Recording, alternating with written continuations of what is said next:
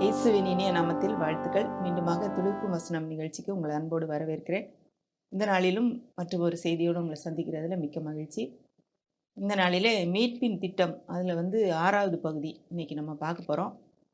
இதற்கு நான் என்ன தலைப்பு கொடுத்துருக்கேன்னா, இன்னும் எவ்வளவு நாட்கள், இது எப்பொழுது முடியும்? பல சமயங்களில் நம்முடைய சூழ்நிலைகள், நாம் எதிர்பார்த்திருக்கிற காரியங்கள் நடக்காத போது, சூழ்நிலைகள் மாறாத போது நமக்கும் இதே கேள்வி தான் வருது. இது எப்போ தான் முடியும்? இன்னும் எவ்வளோ நாள் தான் நான் இதில் தங்கி இருக்கணும்? இதுலேருந்து எனக்கு விடிவே இல்லையா? நான் எவ்வளோ விசுவாசத்தோடு இருக்கேன். ஆண்டவருடைய வாக்குத்தத்தங்களெல்லாம் நான் அப்படியே நம்பியிருக்கேன். ஆனால் இன்னுமே எனக்கு ஏன் நடக்கலை? இன்னும் எவ்வளவு நாள் தான், எத்தனை வருஷம் தான் நான் காத்திருக்கிறது அப்படின்னு சொல்லி நமக்கு கேள்வி வரலாம். இன்றைக்கு நம்ம பார்க்குற பகுதி இதற்கு ஒரு விடையாக அமையும் என்று நான் நம்புகிறேன். ஏன்னா நம்ம விசுவாசத்திற்க ஒரு காரியத்துக்கும் விசுவாசத்துக்கும் பொறுமைக்கும் ரொம்ப தொடர்பு இருக்குது அப்படிங்கிறது தான் இன்றைக்கி நம்ம பார்க்க போகிறோம். அதே மாதிரி நம்ம இது தொடர்ந்து பார்த்துக்கிட்டு இருக்கிறதுனால இது ஆதியாகமத்தில் 8வது அதிகாரம் வந்திருக்கிறோம். நோவாவை பேழைக்குள்ளே போய் மழை பெஞ்சது வரைக்கும் நம்ம பார்த்துருக்கோம். இப்போ மழை பெஞ்சு பிறகு என்ன நடக்குது அப்படின்றத நம்ம இன்னைக்கு பார்க்க போகிறோம். ஆதியாகமம் 8ஆம் அதிகாரம் 1ஆம் வசனம். தேவன் நோவாவையும் அவனுடனே பேழையில் இருந்த சகல காட்டு மிருகங்களையும் சகல நாட்டு மிருகங்களையும் நினைத்தருளினார். தேவன் பூமியின் மேல் காற்று வீச பண்ணினார். அப்பொழுது ஜலம் அமர்ந்தது. இப்போ இதில் பார்த்தீங்கன்னா, இது வரைக்கும் அப்போ ஆண்டவர் இவங்களை யோசிக்கவே இல்லையா? இவங்களை நினைக்கவே இல்லையா? அதாவது வேதத்தில் நிறைய இடத்துல நினைத்தருளினார் அப்படின்னு சொல்லி வருது. நம்ம அவங்கள நினச்ச உடனே இஸ்ரவேல் புத்திரரை நினைத்தருளினார் அப்படின்னோடனே ஆண்டவர் விடுதலை கொடுத்தாரு. அப்போ இது வரைக்கும் அவங்கள நினைக்கவே இல்லையா அப்படின்னு கிடையாது. இதுக்கு பிறகு நடந்த காரியங்களை சொல்கிறதுக்கு, ஆண்டவருடைய செயலை சொல்கிறதுக்கு முன்னாடி இப்படி ஒரு வாக்கியத்தை நம்ம பழைய ஏற்பாட்டில் அநேக இடங்களில் நம்ம பார்க்க முடியும். இதில் பார்த்தீங்கன்னா, நோவாவுக்கு எப்படி இருந்திருக்கும், அவனுடைய சூழ்நிலை எப்படி இருந்திருக்கும்னு பார்த்தீங்கன்னா, ஆண்டவர் உள்ளே போக சொன்னார், போயாச்சு. ஆனால் எப்போ வெளியே வரணும்னு அவர் சொல்லவே இல்லை. அவனும் அவனுடைய குடும்பத்தினரும் ஏராளமான மிருக ஜீவன்களும் பறவைகளும் உள்ளே அடைஞ்சு கிடக்குது. கிட்டத்தட்ட 1 வருஷம் ஆச்சு. இந்த இதில் முடியும் போது அப்படி தான் நம்ம பார்க்க போகிறோம். என்ன நடக்க போகுது, அடுத்து என்ன செய்ய போகிறோம், ஒன்றுமே தெரில. ஆனால் இந்த வசனம் சொல்லுது, தேவன் அவர்களை நினைத்தருளினார். நோவாவையும் அவருடைய குடும்பத்தினரை மட்டுமல்ல, தேவன் அவருடைய படைப்பின் மகுடமாக மனுஷனை படைத்தார். அப்போ மனுஷனை மட்டும் மேலே அக்கறை உள்ளவராக இல்லை, அவனோட இருந்த சகல காட்டு மிருகங்களையும் நாட்டு மிருகங்களையும் நினைத்தருளினார். அப்போ மிருகங்கள், அவருடைய படைப்புகள் அனைத்தின் மேலும் தேவன் அக்கறையோடு இருக்கிறார். அவைகளையும் போஷிக்கிறார், அவைகளையும் குறித்தும் அவர் அக்கறைப்படுகிறார்ன்றதை நம்ம பார்க்கலாம். இந்த கேள்வி நமக்கு முதல்ல பார்த்த மாதிரி இன்னும் எவ்வளோ நாள் அப்படிங்கிற கேள்வி நமக்கு மட்டும் இல்லை, எல்லா பரிசுத்தவான்கள் எல்லாருக்குமே இதே கேள்வி இருந்திருக்கும். கண்டிப்பாக நோவாவுக்கும் இருந்திருக்கும் நான் நம்புகிறேன்.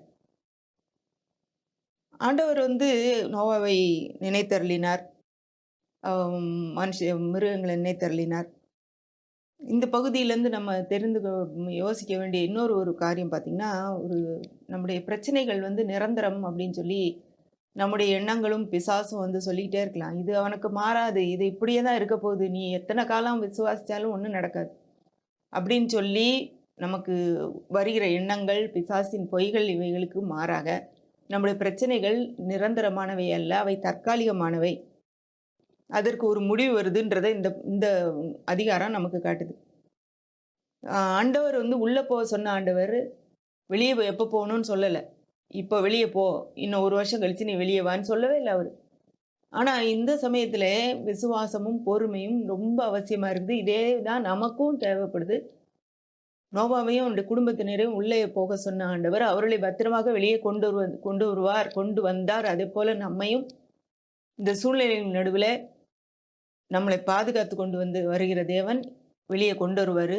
இதற்கு ஒரு முடிவு இருக்குது அப்படிங்கிறத நம்ம மறந்து போக வேண்டாம். இன்னொரு காரியத்தை நான் வலியுறுத்தி சொல்ல விரும்புகிறேன். நாம் ஆயத்தம் பண்ணுகிற நாட்கள் வீணான நாட்கள் அல்ல. Preparation time is never a waste of time.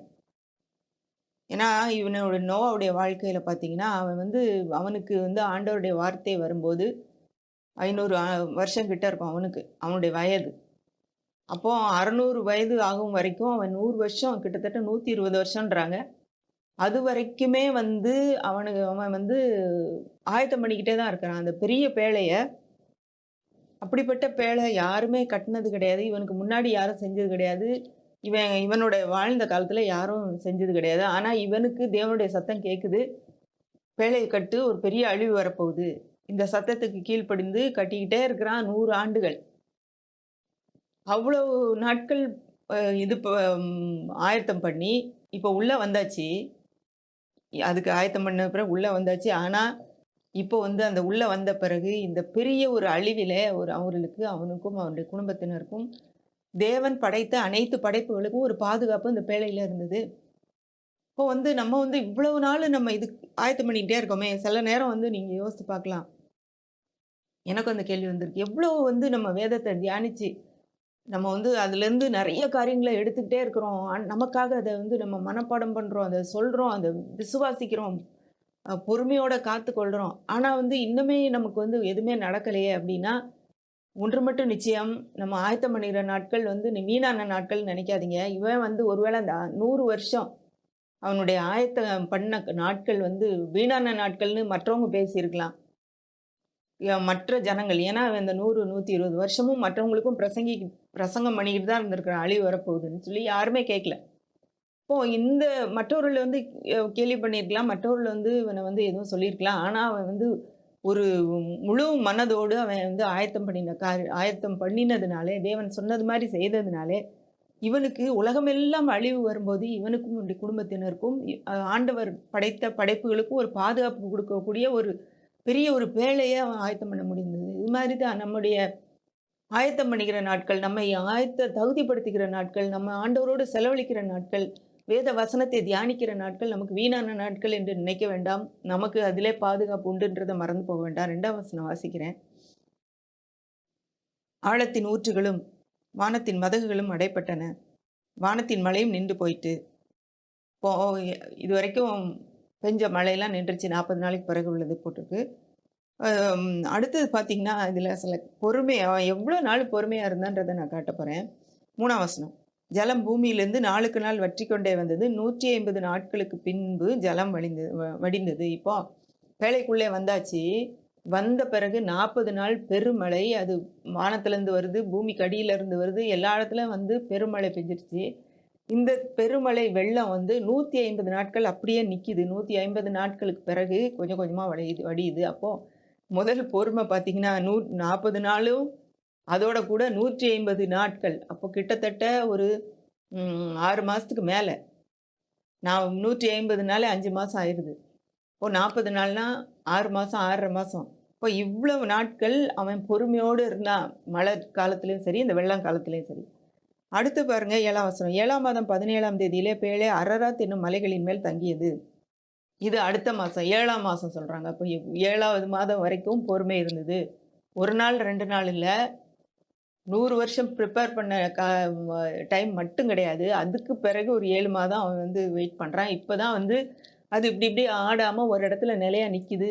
அது எந்த இடத்துலன்னு பார்த்தீங்க, அரராத்ன்ற மலை. இந்த மலை வந்து உச்சியில மலையிலே அது தட்டி அப்புறம் மூவ் ஆகாம நிக்குது அந்த இடத்துல. ஏன் அந்த இடத்துக்கு பேழ போச்சுன்னு தெரியல. ஏன் ஒரு சாதாரண தரையில கூட நின்றுக்கலாமே. ஏன் அவ்வளவு இடத்துல ஆண்டவர் வைத்தாருன்றதுக்கு ஒருவேளை தரையில இருந்ததுன்னா என்னைக்கோ அது வந்து மக்களால எடுத்து விறகரிக்க அதுக்காக பயன்படுத்தி அது வேஸ்டா போயிருக்கும்னு வைங்க. இப்போ இன்ன வரைக்கும் அந்த இடம் ஒரு பனி ஸ்னோ நிறைய இருக்கிற ஒரு இடத்துல அந்த அரராத் மலையில இருக்கிறதுனால இன்றைக்கும் அந்த பேழை பாதுகாப்பா இருக்குது. ஆனா அதை முழுவதுமாக பார்க்க முடியவில்லை. அதன் துண்டுகளை எடுத்திருக்கிறாங்க. அது வந்து உண்மை என்பதை நிரூபிக்கிறதுக்கு அது இன்னைக்கு வரைக்கும் இருக்குது. ஆண்டவருடைய ஒரு அதிசயமான ஒரு காரியமாக. அடுத்து பாருங்க, 7ஆம் மாதம் வரைக்கும் பார்த்துருக்குறோம். அடுத்த பொறுமை எவ்வளோ நாள் வரைக்கும் வருது? 5ஆம் வசனம் வாசிக்கிறேன். 10ஆம் மாதம் மட்டும் ஜலம் வடிந்து கொண்டே வந்தது. 10ஆம் மாதம் முதல் தேதியிலே மலை சிகரங்கள் காணப்பட்டன. இப்போ 7ஆம் மாதம் வரைக்கும் பார்த்தோம். அடுத்து 10ஆம் மாதம் 3 மாதம் அது பிறகு கொஞ்சம் கொஞ்சமாக தண்ணி வடிஞ்சிக்கிட்டே வருது. அதோடைய லெவல் குறைஞ்சிட்டே வருது. மலை சிகரங்கள் காணப்பட்டது. அங்கங்கே மலை சிகரம் மட்டும் காணப்படுது. அப்போ வந்து எல்லாமே காஞ்சிருச்சுன்னு நினச்சி வெளியே ஓடி வந்துடலாமா? ஓடி வரல அவன். இப்போ வந்து இதுதான் வந்து விசுவாசமும், பொறுமையும் வேலை செய்யுது அப்படிங்கிறத நம்ம பார்க்க போறோம் இனிமே. இதுக்குரிய வசனமும் நான் காட்டப் போறேன். அடுத்து பாருங்க. 8ஆம் வசனம் 8ஆம் அதிகாரம் 6ஆம் வசனம். 40 நாள் சென்ற பின்பு நோவா தான் பேழையில் செய்திருந்த ஜன்னலை திறந்து இப்போ 10ஆம் மாதம் வரைக்கும் பார்த்தோம். இன்னும் 40 நாள்னா 11 மாதம் கழிஞ்சு இப்பதான் வந்து இன்னும் ஒரு அ வடிய தொடங்கின பிறகு, அப்புறம் ஒரு 3 மாசம் காத்திருந்து, அப்புறம் 11 மாசம் கழிச்சு 40 நாள் கழிச்சு பேழையின் ஜன்னல திறந்து பார்க்குறான். அடுத்து 7ஆம் வசனத்துல ஒரு காகத்தை வெளியே விட்டான். அது புறப்பட்டு பூமியின் மேல் இருந்த ஜலம் வற்றி போகும் வரைக்கும் போகிறதும் வருகிறதுமா இருந்தது. ஒரு காக்காவை மட்டும் வெளியே விட்டு பார்க்குறான் ஜன்னல் வழியா. அது வந்து வெளியே போகுது, வருகுது. இப்போ இந்த நோவாவுடைய காரியத்துல நம்ம பார்த்தோம்னா, ஆண்டவர் சொன்னது உண்மை. நம்மள வந்து உள்ள சொன்னாரு. உள்ள போயிட்டோம். உள்ள பாதுகாப்பு. வெளியெல்லாம் அழிவு இருக்கும்போது உள்ள எல்லாம் பாதுகாப்பு. இப்ப எப்ப வெளிய போறதுன்னு தெரியல. அவர் வந்து சொல்லுவாரா? சொல்ல மாட்டாரா? எப்போ நான் அடுத்த காரியத்தை செய்யணும்னு தெரியலையேன்னும்போது, இவன் செய்த சில காரியங்கள் நமக்கும் ஒரு பாடமாக அமையுது. அவன் வந்து பொறுமையோட இருக்கான். அதுக்காக பொறுமையோட இருக்கிறனால ஒன்றுமே செய்யாம இல்ல. இதே காரியம் தான் வந்து நம்மளும் படித்துக் கொள்ள வேண்டும். நம்முடைய சூழ்நிலையின் நடுவில, நம்முடைய எதிர்பார்ப்புகளின் நடுவில, ஏதோ ஒரு நல்ல காரியத்துக்காக எதிர்பார்த்து கொண்டிருக்கிறோம். ஏதோ ஒரு சூழ்நிலை மாற வேண்டும் என்று எதிர்பார்த்து கொண்டிருக்கிறோம்னா, ஆண்டவர் செய்வாரு. ஆனா பெரியதா காலடி எடுத்து வைக்கிறதுக்கு முன்பாக சின்ன சின்னதா நமக்கு தெரிந்த சில காரியங்கள நம்ம வந்து செஞ்சுட்டே இருக்க வேண்டியது அவசியம். இப்போ முதல்ல ஜன்னல திறந்து பார்க்குறான். அப்புறம் ஒரு யோசித்து பார்த்து ஒரு காக்கா வெளிய விட்டா அது பறந்து போயிட்டு எப்படி இருக்குன்னு பார்த்துட்டு நமக்கு கொஞ்சம் செய்தி தெரியுன்றதுனால ஒரு காகத்த வெளிய விடுறான். அது போகுது, வருது. அடுத்து பாருங்க 8ஆம் வசனம் 9ஆம் வசனம் வாசிக்கிறேன். பின்பு பூமியின் மேல் ஜலம் குறைந்து போயிட்டோ என்று அறியும்படி ஒரு புறாவை தன்னிடத்தில் இருந்து வெளியே விட்டான். பூமியின் மீதெங்கும் ஜலம் இருந்தபடியால் அந்த புறா தன் உள்ளங்கால் வைத்து இளைப்பாற இடம் காணாமல் திரும்பி பேழையில் அவனிடத்தில் வந்தது. அவன் தன் கையை நீட்டி அதை பிடித்து தன்னிடம் பேழைக்குள் சேர்த்து கொண்டான். இப்போ முதல்ல காக்காவை அனுப்புகிறான். அடுத்து வந்து வேற மாற்றி பார்ப்போம். காக்கா வந்து அது போகுது, வருது, நமக்கு உண்மை புரியல. அப்போ புறாவை அனுப்பி பார்ப்போன்னு அது வந்து அனுப்பும்போது அதுவுமே சுற்றி பார்த்துட்டு அதுக்கு நிற்கிறதுக்கு இடம் இல்லைன்னு திரும்ப பேழைக்கே வந்துருச்சு. அவன் திரும்ப எடுத்து வச்சுக்கிட்டான். அப்போ அடுத்த டெஸ்ட் பண்ணி பார்க்குறான். இது செய்யலாமா? அது செய்யலாமா? இப்போ ஒருவேளை நம்ம வந்து நமக்கு வேலை இல்லாமல் இருக்குன்னு வைங்க. வேலை இல்லாமல் இருக்குது அப்படின்னா அப்படிப்பட்ட சூழ்நிலையில் நம்ம வந்து ஆண்டவர் தருவார் என்ற விசுவாசம் இருக்குது. ஆண்டவர் கண்டிப்பாக தருவாருன்னு சொல்லி வேத வசனங்கள் நமக்கு வந்து இருக்குதுன்னு வச்சுக்கோங்க. நம்மகிட்ட ஆண்டவர் பேசியிருக்கிறாரு. உங்களுக்கு உறுதியாக அது தெரியும். நம்ம பொறுமையோட காத்திருக்கிறோம். வருடங்கள் ஆகுது, இன்னுமே நடக்கலை அப்படின்னா நம்மளால் முடிந்த சில காரியங்களை நம்ம இதுக்கிடையில செஞ்சுட்டே இருக்கணும். ஆண்டவர் சொல்லிட்டாருன்றதுனால எதுவுமே செய்யக்கூடாது, பொறுமையோட நான் காத்திருக்கிறேன்றது அப்படிங்கிறது அர்த்தம் கிடையாது. இந்த நோவாவுடைய வாழ்க்கையிலேருந்து நம்ம கற்றுக்கொள்கிறது. அவன் வந்து ஓரளவு வந்து அது பேழை நின்ன பிறகு ஜன்னல் திறந்து பார்க்குறான். கொஞ்சம் ஒரு காக்காவை வெளியே விட்டு பார்க்குறான். அடுத்து மாற்றி பார்ப்போம், புறாவை வெளியே விட்டு பார்ப்போம், இப்போ என்ன நடக்குதுன்னு பார்ப்போம்னா அதுவுமே திரும்ப வந்துருச்சு. திரும்ப 7 நாள் கழித்து இப்போ திரும்ப ஒரு 7 நாள் வெயிட் பண்ணுறோம். வெயிட் பண்ணி பார்த்துட்டு 10, 11 வாசிக்கிறேன். பின்னும் 7 நாள் பொறுத்து மறுபடியும் புறாவை பேழையிலிருந்து வெளியே விட்டான். அந்த புறா சாயங்காலத்தில் அவனிடத்தில் வந்து சேர்ந்தது. இதோ அது கொத்தி கொண்டு வந்த ஒரு ஒலிவ மரத்தின் இலை அதன் வாயில் இருந்தது. அதனாலே நோவா பூமியின் மேல் ஜலம் குறைந்து போயிட்டு என்று அறிந்தான். இப்போ ஒரு இன்ஃபர்மேஷன் அவனுக்கு கிடைக்குது. இன்ஃபர்மேஷன் கிடைச்சோன்னே என்ன செய்கிறான்? ஒரு 7 நாள் பொறுத்து, அது கூட அது கிடைக்கிறதுக்கு முன்னாடி ஒரு 7 நாள் பொறுத்து அந்த புறாவை ஏற்கனவே புறாவை அனுப்புகிறான். அது போயிட்டு வரும்போது ஒரு வாயில் வந்து ஒரு இலையை கொத்திட்டு வருது, ஒலிவ இலைய. அப்போ உடனே அவனுக்கு தெரியுது. அப்போ வந்து நல்லா தண்ணி ஓரளவு வத்திருச்சு, மரம்லாம் இப்போ இது பண்ணுது அப்படின்னு தெரியுது. அப்போது இதையே வச்சு அவன் வந்து அப்பாடா எல்லாமே முடிஞ்சிருச்சு, நல்லா வந்து மரம்லாம் வந்துருச்சு, அப்போ கண்டிப்பாக நம்ம வெளியே போக வேண்டியதான் என்ன கதை திறந்துட்டு வெளியே ஓடலை. இதில் தான் நமக்கு வந்து இன்னுமே வந்து நிறைய காரியங்களில் நம்ம நோவா போல இருக்க வேண்டியது அவசியமாக இருக்குது. ஏன்னு தெரியல, எதுக்குன்னு தெரியல. ஏன் மற்றவங்களுக்கெல்லாம் நடக்குது, எளிதாக நடக்குது, டக்கு டக்குன்னு வேலை நடக்குது, ஏன் எனக்கு மட்டும் நடக்கலைன்னு சொல்லி உங்களுக்கு கேள்வி வரலாம். என்னுடைய குடும்பத்துக்கு மட்டும் ஏன் இப்படி, என்னுடைய பிள்ளைகளுக்கு மட்டும் ஏன் இப்படி, என்னுடைய வாழ்க்கையில் மட்டும் ஏன் இப்படி? நான் மட்டும் இவ்வளவு நாள் காத்திருக்க வேண்டியிருக்குதே. ஆனா, நோவா அந்த மாரி நெனச்சிருந்தான்னா, அவன் மட்டும் தான் பாதுகாக்கப்பட்டான்றத நம்ம வந்து புரிந்து கொள்ளணும். ஏன்னா, அவன் வந்து ஆண்டவருடைய சத்தத்த கேட்டு அதன்படி செய்ததுனாலே, இவ்வளவு பெரிய அழிவிலிருந்து அவன் பாதுகாக்கப்பட்டான். அவனும், அவனுடைய குடும்பமும். இப்போ வெளிய போறதுக்கும் அவன் பொறுமையோட காத்திருக்க வேண்டியிருக்குது. ஜலம் குறைஞ்சு போச்சுன்னு தெரிஞ்சுக்கிட்டான். அதோட அவன் வெளிய போகல. அடுத்து பாருங்க, இன்னும் ஒரு 7 நாள் பொறுமை. அடுத்து 12, 13 வாசிக்கிறேன். பின்னும் 7 நாள் பொறுத்து அவன் புறாவை வெளியே விட்டான். அது அவனிடத்துக்கு திரும்பி வரவில்லை. அது அவனுக்கு 601 வயதாகும் வருஷத்திலே 1ஆம் மாதம் 1 தேதியிலே பூமியில் இருந்த ஜலம் வற்றி போயிற்று. நோவா பேழையின் மேல் தட்டை எடுத்து பார்த்தான். பூமியின் மேல் ஜலம் இல்லாதிருந்தது. இப்போ இன்னும் ஒரு 7 நாள் கழிச்சு அந்த புறாவை வெளியே விடுறான். அது வெளியே போன புறா திரும்ப இவன்ட்ட வரல. அப்புறம் பார்த்தீங்கன்னா, அவனுக்கு 601 வருஷம். 600ஆம் வருஷத்துல உள்ள வந்தான். இப்போ 1 வருஷம் ஆயிருச்சு.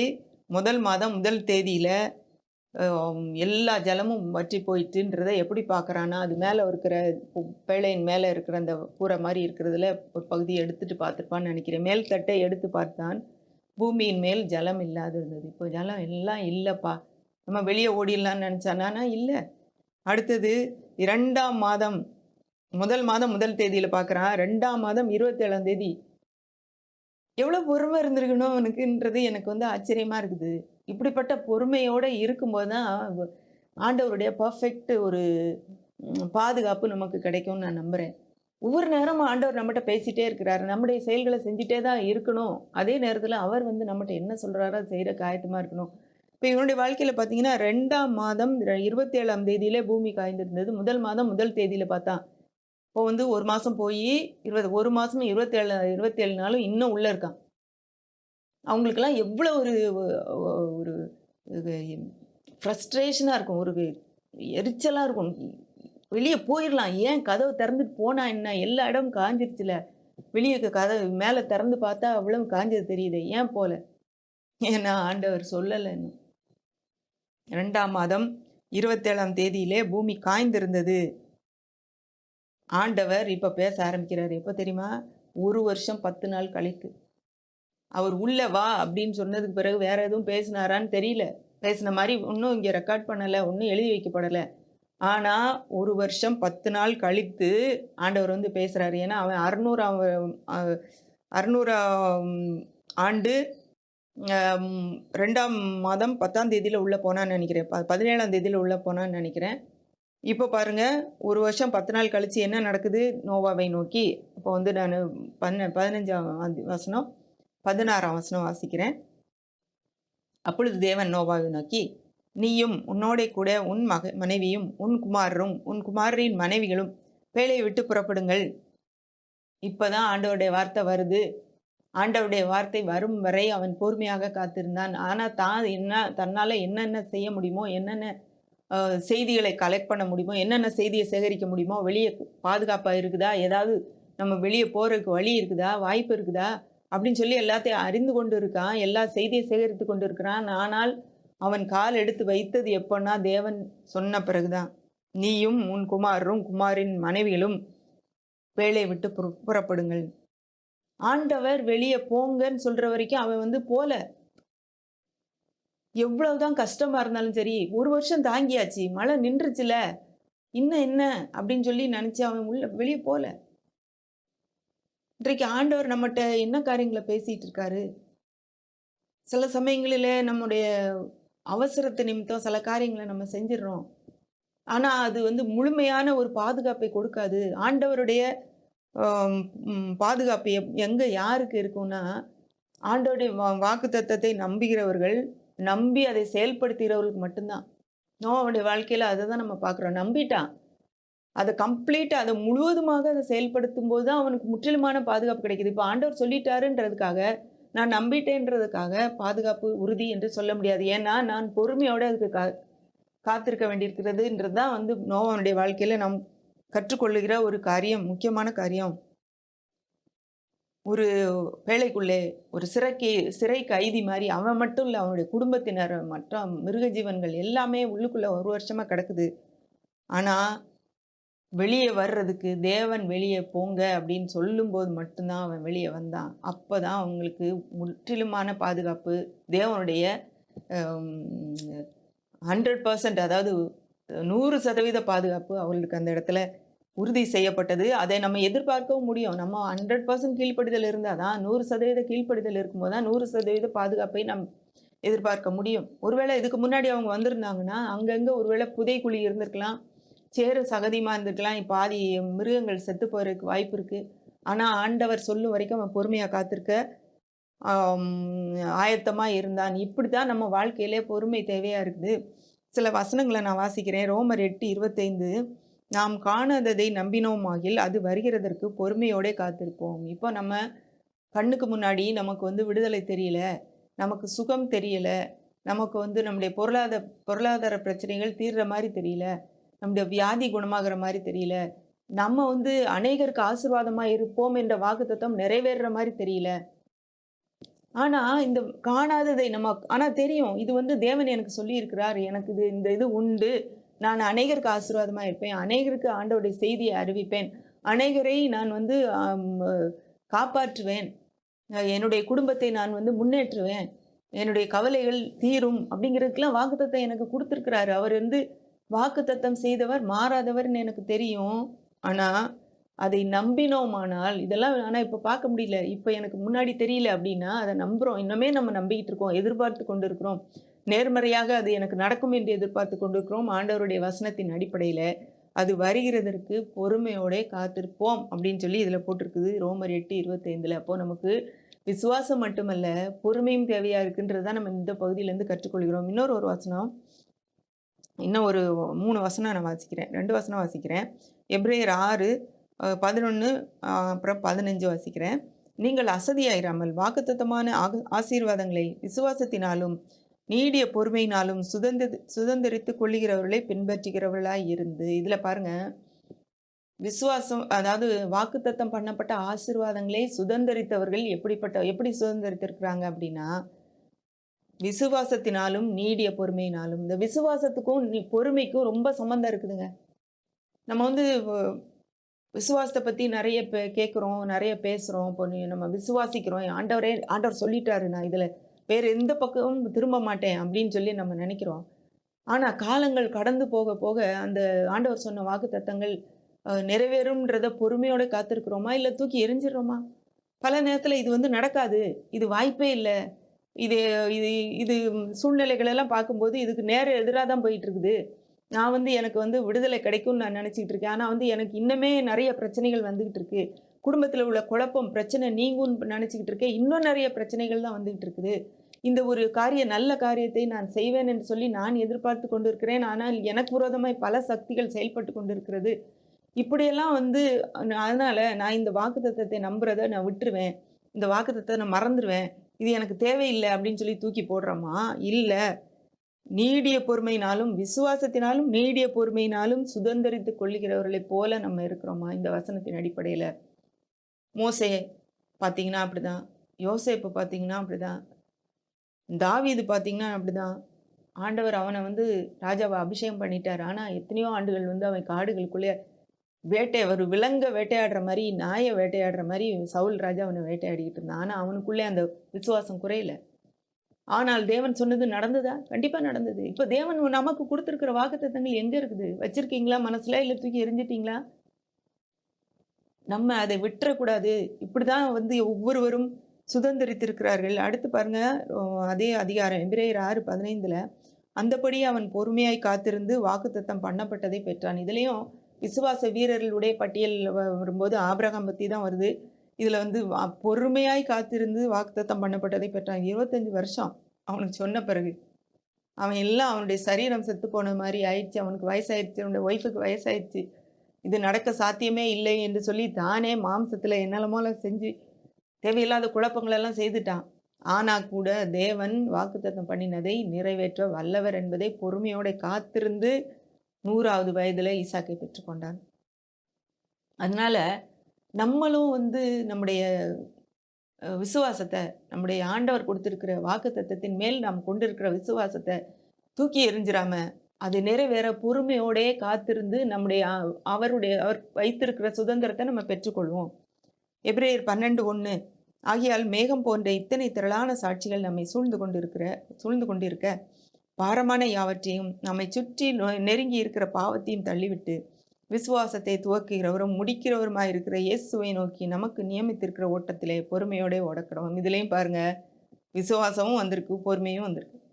இதுல ஒரு காரியத்தை நம்ம கற்றுக்கொள்கிறோம். இந்த விசுவாசத்தை துவக்கிறவர் யாருன்னு பார்த்தீங்கன்னா இயேசுவானவர் அப்படின்னு போட்டிருக்கு. ஆங்கிலத்தில் எப்படி இருக்கு? Author and the finisher. அதாவது அதனுடைய ஆக்கியோன், அதனுடைய மூல காரணம், அதனுடைய தோற்றத்தின் அதாவது ஆதாரம். விசுவாசம் வந்து இயேசுகிட்ட தான் வருது. நம்முடைய சொந்த காரியம் கிடையாது. நம்மளால, ஏன்னா நம்ப முடியாத காரியத்தை தான் செய்கிறாரு ஆண்டவர். அதிசயமான காரியங்களை செய்யறதுக்கு தான் அவர் தேவை. சாதாரண காரியத்தை செய்யறதுக்கு அவர் தேவையில்லை. இப்படிப்பட்ட ஒரு பெரிய ஒரு உலகமே அழிவில் போயிட்டு இருக்கும்போது இந்த ஒரு குடும்பத்தை ஒரு படகுல பாதுகாப்பதற்கு ஒரு தேவன் தேவை. அவர் மேல் உள்ள விசுவாசம் தேவை. இந்த விசுவாசம் யார்கிட்ட இருந்து வருதுன்னா இயேசுவினிடத்திலிருந்து வருது. அவர் தான் துவக்கிறவர், அவர் தான் முடிக்கிறவர். அந்த முடிவு வரைக்கும் பொறுமையோட அது நம்ம வந்து ஓட்டத்தில் ஓடக்கடவும் போட்டிருக்குது. அதே போலவே நாமும் வந்து பொறுமையோட ஓடக்கடவும். நமக்கு நிறையா நம்மை சுற்றிலும் நிறைய சாட்சிகள் இருக்குது, நிறைய பரிசுத்தவான்கள் வேதத்தில் பார்க்குறோம். அது போக அது மட்டுமல்லாமல் அநேக விசுவாசிகள், அநேக ஊழியர்கள், ஜார்ஜ் முல்லர் போன்ற அநேக ஊழியர்கள், இன்றைக்கு நம்ம காலத்தில் வாழ்கிற பலவிதமான பரிசுத்தவான்கள் வாழ்க்கையில் தேவன் செய்த அற்புதமான காரியங்களை நம்ம கேட்டு அதை நம்ம வாழ்க்கையில் நம்மளும் கடைபிடிக்கும் போது வாக்குத்தத்தம் பண்ணப்பட்டதை சுதந்திரித்துக் கொள்வோம் என்ற நிச்சயம் நமக்கு இருக்குது. அடுத்து பாருங்க, ஆதியாகமம் 8ஆம் அதிகாரம் 17ஆம் வசனத்தில் ஆண்டவர் வந்து பேசுகிறார் திரும்ப. உன்னிடத்தில் இருக்கிற சகல விதமான மாம்ச ஜந்துக்களாகிய பறவைகளையும் மிருகங்களையும் பூமியின் மேல் ஊறுகிற சகல பிராணிகளையும் உன்னோடே வெளியே வரவிடு. அவைகள் பூமியில் திரளாய் வர்த்தித்து பூமியின் மேல் பலுகி பெருக கிடவுது. இப்போ இந்த இது பார்த்தீங்கன்னா ஆதியாகமத்தில் சொல்லப்பட்ட அதே ஆசீர்வாதம் மீண்டுமாக இவனுக்கும் அவனோட சேர்ந்த அந்த ஜீவராசிகள் எல்லாத்துக்கும் கொடுக்கப்படுது. நீயும் அந்த உன்னோட இருக்கிற எல்லாத்தையும் வெளியே வரவிடு, நீங்களும் வெளியே வாங்க, இவைகளெல்லாம் பூமியிலே பலுகி பெருக கிடவுது. அப்போ பெருக்கம்ன்றது பெருக வேண்டும், நாம் அதிகரிக்க வேண்டும், நம்ம வந்து நல்லா இருக்கணும், நிறைய பகுதியை இன்ஃப்ளூயன்ஸ் பண்ணணுன்றது ஆண்டவருடைய விருப்பம். அடுத்த வசனம், அப்பொழுது நோவாவும் அவன் குமாரரும் அவன் மனைவியும் அவன் குமாரரின் மனைவிகளும் புறப்பட்டு வந்தார்கள். எல்லாம் வெளியே வர்றாங்க. 19 பூமியின் மேல் நடமாடுகிற சகல மிருகங்களும் ஊறுகிற சகல பிராணிகளும் சகலவித பறவைகளும் ஜாதி ஜாதியாய் வேலையிலிருந்து புறப்பட்டு வந்தன. இப்போதான் வெளியே வர்றாங்க. 1 வருஷம் 10 நாள் உள்ளே இருக்கிறாங்க. ஆனால் ஆண்டவர் சொல்லும்போது வெளியே வரும்போது அங்கே அவர்களுக்கு பாதுகாப்பை நம்ம பார்க்குறோம். அவர்களுக்கு மீண்டுமாக ஆசீர்வாதம் கொடுக்கப்படுறதை பார்க்குறோம். உலகத்தின் மக்களெல்லாம் அழிந்தாலும் அவர்கள் அழிக்கப்படாத ஒரு வாழ்வை நம்ம பார்க்குறோம். அதே போல தான் தேவன் நம்மையும் இன்றைக்கு ஆசீர்வதிப்பார் என்கிறதை நம்ம மறந்து போகக்கூடாது. அடுத்து ஒரு முக்கியமான காரியம் வருது. ஆதியாகமம் 8ஆம் அதிகாரம் 20ஆம் வசனம். அப்பொழுது நோவா கர்த்தருக்கு ஒரு பலிபீடம் கட்டி சுத்தமான சகல மிருகங்களிலும் சுத்தமான சகல பறவைகளிலும் சிலவற்றை தெரிந்து கொண்டு அவைகளை பலிபீடத்தின் மேல் தகன பலியாக பலியிட்டான். இதில் வந்து இவனுக்கு யாராவது ஆண்டவர் வந்து பேசினாரு, எப்பா நீ எனக்கு பலி கொடுக்கணும் அப்படின்னு ஏதாவது சொன்னாரான்றது அங்கே குறிக்கப்படலை, சொன்ன மாதிரி தெரியல. ஆனால் இவனாவே தேவன் என்னை பாதுகாத்திருக்கிறார், என்னோடு சேர்ந்து என்னுடைய குடும்பத்தை பாதுகாத்தார், அவர் படைத்த அனைத்து மிருக ஜீவன்களையும் பாதுகாத்தார் என்கிற ஒரு நன்றிக்கு அடையாளமாக அவருக்கு வந்து காணிக்க கொடுக்குறான். இதே போல தான் நம்முடைய வாழ்க்கையிலும் தேவன் செய்த நன்மைகளுக்காக, தேவனுடைய பாதுகாப்புக்காக, தேவன் ஒவ்வொரு நாளும் நம்மை நடத்தி வருகிற வழிகளை நினைத்து நன்றியோடு உள்ளத்தின் ஆழத்திலிருந்து மனப்பூர்வமாய் நாம் கொடுக்க வேண்டும். இந்த கொடுக்கறதை குறித்து ஒரு சின்ன காரியத்தை மட்டும் நம்ம சொல்கிறோம், சொல்லணும்னு விரும்புகிறேன். ஏன்னா பல இடங்களிலே நம்ம வந்து கொடுப்பதற்காக நம்மளை வந்து நிர்பந்திக்கப்படுகிறோம். அதாவது கண்டிப்பாக நீங்கள் கொடுக்கணும் அப்படின்னு சொல்லி வந்து நம்மளை கட்டாயப்படுத்தி வாங்கிட்டு போகிறத நம்ம பார்க்குறோம். ஆனால் அதில் ஒரு பயனும் இல்லை. நம்ம ஒருத்தங்க கண்டிப்பு படுத்துகிறாங்கன்றக்காக நம்ம கொடுத்தோன்னா அதில் எந்த ஒரு பிரயோஜனமும் இல்லை. முழு மனதோடு மனப்பூர்வமாய் எதை செய்தாலும் மனுஷருக்கென்று செய்யாமல் கர்த்தருக்கென்றே மனப்பூர்வமாய் செய்யுங்கள். நம்மளுடைய செய்கைகள் கூட அப்படி தான் இருக்கணும். அதே மாதிரி மனப்பூர்வமாய் காணிக்க கொடுக்கணுன்றது அது வேதம் முழுக்க இருக்குது. இப்போ இந்த நோவா வந்து மனப்பூர்வமாய், யாரும் அவனை கம்பல் பண்ணல, நீங்கள் செஞ்சு தான் ஆகணும், இது மிருகங்களை நீ பலி கொடுத்து தான் ஆகணும் அப்படின்னு அவன் யாருமே சொல்லலை. ஆனால் தேவனுக்கு கொடுக்க வேண்டும் என்ற ஒரு ஆர்வத்தோடு தானாகவே மனப்பூர்வமா இத குடுக்குறான். அந்த மனப்பூர்வமாய் கொடுக்கிற ஆம், காணிக்கைக்கு தான் பலன் உண்டு ஒழிய, அ நம்ம வந்து ஒருத்தங்க போட்டு நம்மள பாடுபடுத்துறாங்க, வந்து வந்து நிக்கிறாங்க, அதனால நம்ம குடுக்குறோம் அப்டின்னுனா, அதுல எந்த ஒரு பயனுமே இல்ல. மனப்பூர்வமாய் கொடுப்பதிலே தான் மிகவும் ஆசீர்வாதம் அதிகமாக உள்ளது என்பதை நம்ம மறந்து போயிறக்கூடாது. அடுத்த வசனம், அ சுகந்த வாசனையை கர்த்தர் முகந்தார். அப்பொழுது கர்த்தர், இனி நான் மனுஷ நிமித்தம் பூமியை சபிப்பதில்லை. மனுஷனுடைய இருதயத்தின் நினைவுகள் அவன் சிறு வயது தொடங்கி பொல்லாததாய் இருக்கிறது.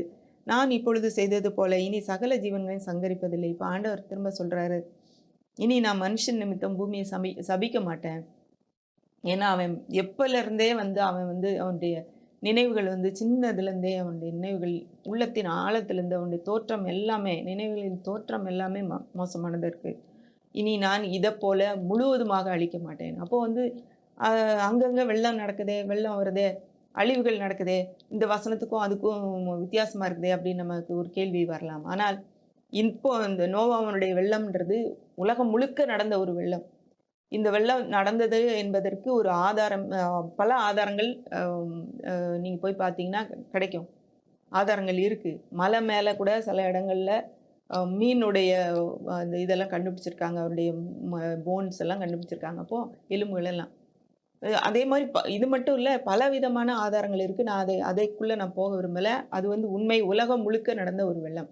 ஆனா வந்து இதுல ஆண்டவர் நம்ம நம்ம பார்க்குறது என்னன்னா, ஒவ்வொரு இடத்துல இன்னைக்கு நம்ம இருக்கிற பகுதிகள்ல அங்கங்க ஒரு சில இடங்கள்ல வெள்ளம் நடக்குது அப்படின்னு வெள்ளம் வந்துச்சு அப்படின்னு பார்க்குறோம்னா, இது வந்து முற்றிலுமான அழிவு கிடையாது. அங்கங்க நடக்கிற அழிவு தான் நம்ம பார்க்குறோம். அதனால ஆண்டவர் வந்து அந்த இந்த மாதிரி யாரையும் அழிக்கல.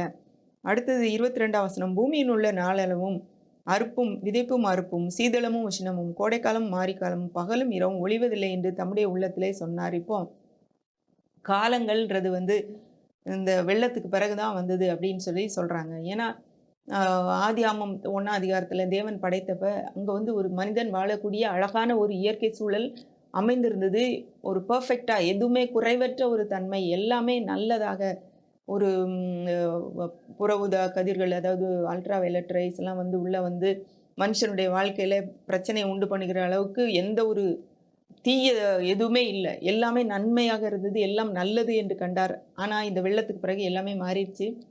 பூமியுடைய அதோடைய பெர்ஃபெக்ட்டா இருந்த ஒரு அழகான கோலமா இருந்தது கூட அது மாறிடுச்சுன்றாங்க. அது ஒரு அது ஒரு குறிப்பிட்ட டிகிரி சாய்ந்து இருக்கிறது கூட இதுக்கு பிறகுதான் அப்படின்னு சொல்லி சொல்றாங்க. இப்போ இதன் விளைவாக காலங்கள் வந்திருக்கு. என்ன காலங்கள்? விதைப்பு, அறுப்பு வருது. குளிர்காலம், உஷ்ணகாலம் வருது. கோடைக்காலம், மழைக்காலம் வருது. பகல், இரவு இப்படி எல்லாம் மாறி மாறி வருது அப்படின்னு வரும் அப்படின்னு சொல்லி இது வந்து ஒழியாது அப்படின்னு சொல்லி ஆண்டவர் சொல்றாரு. இப்போ இன்றைக்கு வந்து நம்ம பார்த்துருக்கிற காரியங்கள், இது வந்து ஆதியாகமம் 8ஆம் அதிகாரத்தில் நம்ம சில காரியங்களை நம்ம பார்த்தோம். தேவன் ஒரு வாக்குத்தத்தத்தை கொடுத்தால் அதை அவர் மாற மாட்டார் அப்படிங்கிறது நம்ம ஏற்கனவே நம்ம பார்த்துக்கிட்டே வரோம் இந்த நோவாவுடைய வாழ்க்கையில. ஆனால் அந்த வாக்குத்தத்தத்தை பற்றி கொள்ளக்கூடிய ஒருவன் இருக்கும்போது தான் வந்து அது வந்து நமக்கு விடுதலை கொடுக்குது. அது கடைசி வரைக்கும் பொறுமையை காத்திருக்கும் போது தான் அது வந்து நமக்கு விடுதலை கொடுக்குது, பாதுகாப்பு கொடுக்குதுன்னு நம்ம பார்த்தோம். இன்றைக்குள்ள பகுதியில நம்ம முக்கியமா கவனித்தது என்னன்னா, விசுவாசமும் பொறுமையும் ஒன்னோட ஒன்று தொடர்புடையது, நெருங்கிய தொடர்புடையதுன்னு பார்த்தோம். விசுவாசம் மட்டும் இருந்து பிரயோஜனம் இல்லை, பொறுமையும் தேவையா இருக்குது. வாக்குத்தத்தங்களை பெற்றுக்கொள்வதற்கு விசுவாசமும் நீடிய பொறுமையும் தேவையா இருக்குது. அப்பதான் நம்ம வந்து வாக்குத்தத்தங்களை சுதந்திரித்துக் கொள்ள முடியும். அப்படிதான் நோவா சுதந்திரித்தான்னு பார்த்தோம். எப்படி அவன் 100 வருஷம் அது வேலைக்காக வேலை செய்தது மட்டுமில்லாமல் 1 வருஷத்துக்கு மேல உள்ளவே இருந்து தேவன் உள்ளே போ என்று சொன்னப்ப உள்ளே போய் வெளியே வான்னு சொன்னப்ப வெளியே வந்ததுனால தான் அவனுக்கு முற்றிலுமான பாதுகாப்பு அவனுக்கும் அவனை சார்ந்தவர்களுக்கும் கிடைத்தது. அதே போல நம்ம தேவனுடைய வார்த்தைக்கு கீழ்ப்படியாம இருந்துட்டு ஆண்டவர் சொல்றாரு, எனக்கு தெரியும் ஆண்டவர் இதை செய்யாதன்னு சொல்றாரு, ஆனாலும் நான் செஞ்சுட்டேன், செய்வேன், ஆண்டவர் என்னை பாதுகாக்கணும் அப்படின்னா அது வந்து வேலை செய்யாது. அது வேலை செய்யாது. நமக்கு தெளிவா ஆண்டவர் சொல்லி இருக்கிறாருன்னும் போது அதை நம்ம வந்து அதிலே முற்றிலுமாக கீழ்ப்படிதல் இருக்கும்போது தான் தேவன் முற்றிலுமாக நம்மை பாதுகாக்க முடியும்.